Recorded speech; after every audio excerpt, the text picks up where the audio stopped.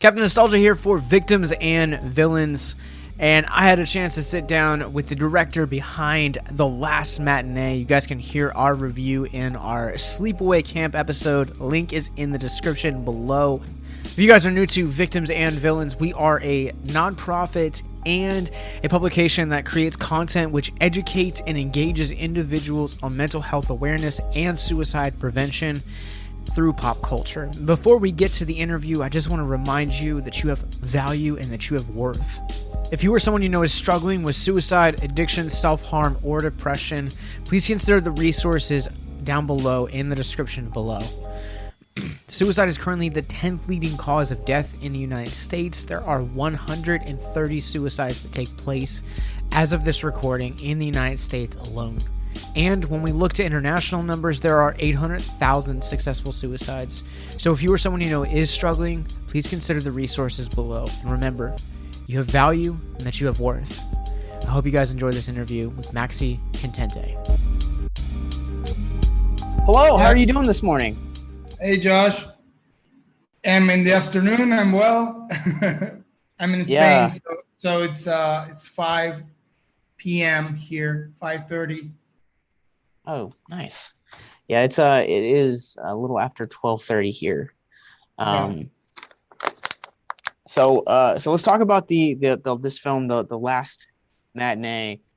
I love this film. It's such a fun film. And it constantly took me by surprise quite oftentimes. And so I guess my first question that I want to talk about it. Can you talk about the process of kind of how you guys went about creating the participants within the theater?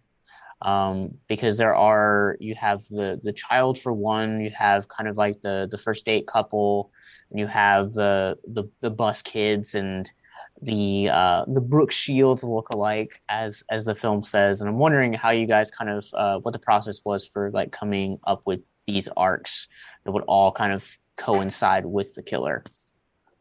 Okay, thanks, Josh, for saying that it was fun. So yeah, I think was the idea of the movie, to make a fun movie. And about the characters and how they were created, I think I have to tell you about how the process started, how the movie idea came to be, because that will inform you about the how we started to, or how we had this idea of making very much archetypal characters, very classical characters in a movie theater. Just like the idea came from the actual location. The movie theater was the inspiration for the film, and we built from that. I developed the script with a colleague, and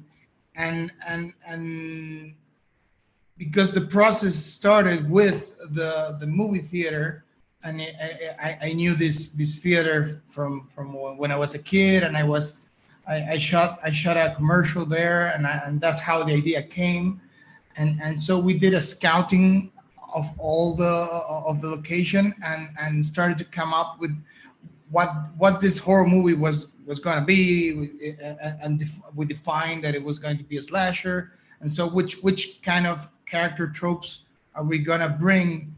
And once we define, okay, this is going to be set in the last era of this kind of movie theaters in the 90s, sort of like a time travel back to my childhood in a way, having this kind of theater experiences. That's how they came. All the characters started to pop up. Okay, our main character has to be the projectionist. Okay, let's put the projectionist daughter as the main character. And so, which kind of characters are gonna be in this last showing? Okay, let's put a couple that is kind of, in a weird kind of odd date. Just people from.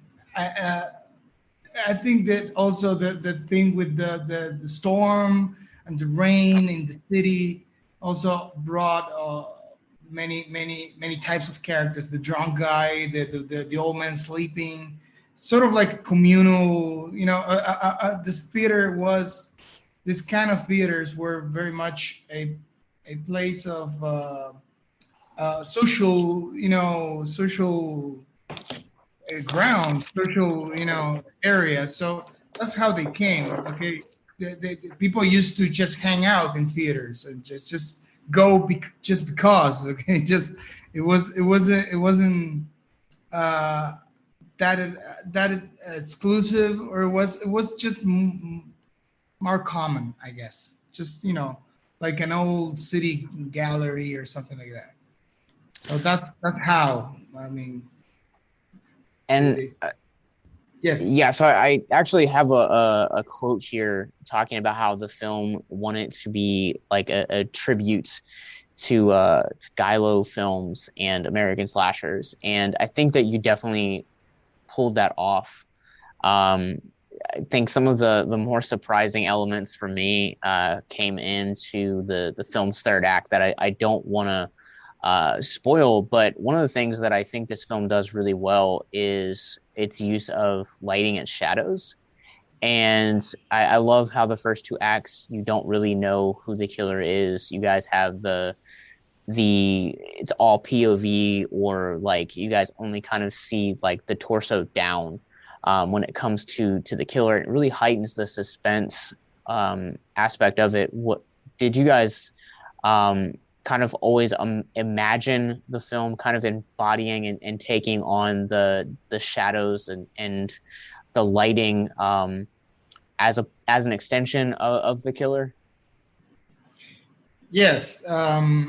The thing was, I was from the beginning.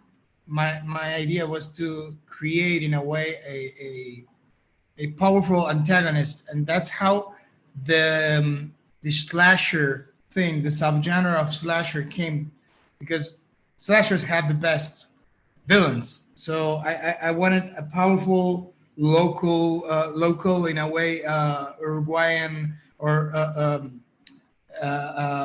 from Montevideo, a local villain. So that's how it came to be, and that it had like just a lot of mystery, to it. Even when you kind of like knew who he is, just on the surface, but still holding mystery for the whole film. It's up to the audience to come up with what's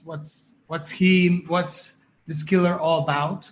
So it's a big mystery, and of course the photography was crucial, and giallo influences, more like I like to make this. I wanted to make this mixture to get it more of a giallo perfume or scent to style. This style of it, just a marriage or a mix with the slasher, but it's pretty much a slasher with all the slasher tropes, more than a giallo.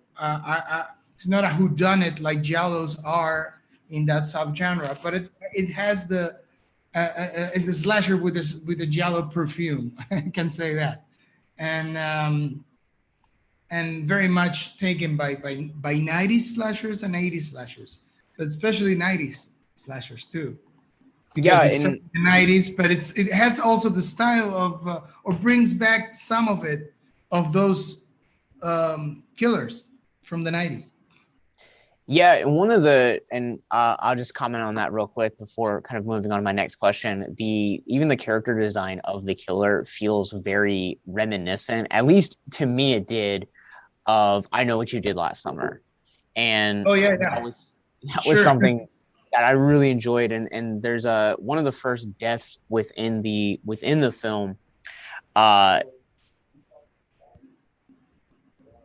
is actually it actually feels very reminiscent of a scene from I Know What You Did Last Summer. And I'm curious if you can also kind of comment, like you had said previously, there is a it takes place in a movie theater, so obviously you also have a movie that exists within the movie that the audience is watching, and the movie just happens to be the 2011 film Frankenstein: Day of the Beast, directed by Ricardo Islas. I'm curious if you can kind of comment why you guys chose this film. Does it have some sort of symbolism for some of the things that the characters are going through, or are you just trying to promote a fellow artist? Okay, that thing has a very interesting story, and kind of long. It was a process. It wasn't the first idea. It was part of the process of making the film and accomplishing a finished film. But the just to try to make it just to explain it as quick as I can.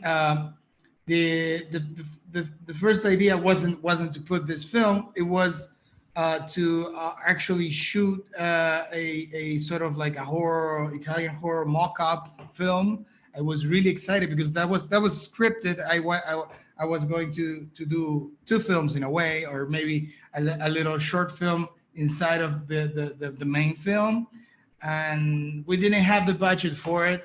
That was another week of shoot, and we tried, but that wasn't possible. So the shooting was coming upon us. So I thought with the producers, what if we use an existing film that will work? I mean, it couldn't be any film that wasn't going to work. It had to work. It had to have some parallels. Had to work with the story, but it was possible maybe to do that, and so that started a search for an Italian horror film, and we talked with distributors, and we did many different cuts of the film with different giallos and Italian horrors, and we almost got the rights for some clues about that are the Argento poster of Opera. That's because we almost got a deal with Argento's people for that movie, but that fell through, and so we worked with another one, and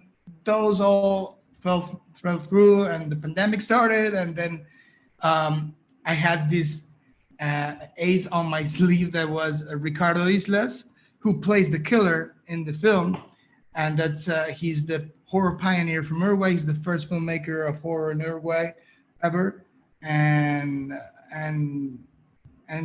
because of that, he once he knew we had something happening with this, he was really kind and offered me his catalog. He said, "Maxi, don't worry. If you have a problem, you can maybe sort it out with some of my movies." And I thought that might work with Frankenstein. So I did that anachronism on purpose, knowing that the movie could work because it looked like a 90s, 80s Hammer Films homage, like those British films, because it's very retro in its feel. Doesn't feel like a 2011 or 10 film. And at the same time, I did this sort of cinephile meta cinema connection with Ricardo being the killer and also being the filmmaker behind the movie being projected, and all those parallels, those subtext parallels are really much more interesting than me making a Italian horror mock-up or putting an Italian horror giallo like was the other idea that we tried. So I was really happy that worked out that way.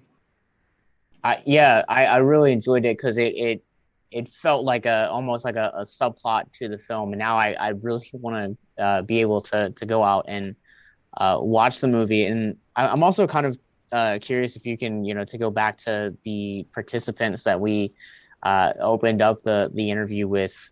There's a lot of like love and like first dates that particularly are woven into the film. And even with the projectionist daughter, to a degree, there's a scene where one of the coworkers is trying to hit on her, and there's just a lot of like love themes, which is I find really surprising in a slasher film, and I'm kind of wondering if you can chat on that for a few minutes. Okay, yeah, that's a good question. Yeah, yes, I think there's a lot of love for film, and that's sort of like, yeah, there's a lot of love subjects in the characters, um, and one of the themes, the main themes that I had just going around in the story was the innocence or the end of innocence because of the time travel that we make, like almost, well, 30 years ago, almost back to the 90s. That was a very it was much more a much more innocent era, a time that we are here now. Every era before it's more innocent, but also the connection with the character of the kid, Tomas.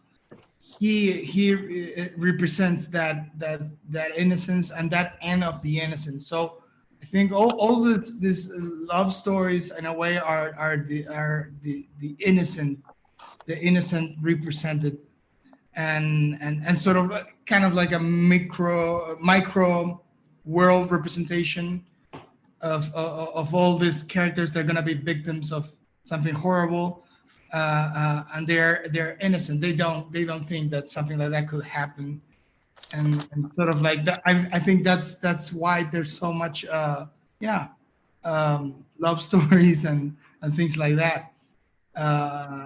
But that was the recurrent theme, the end of innocence in a way.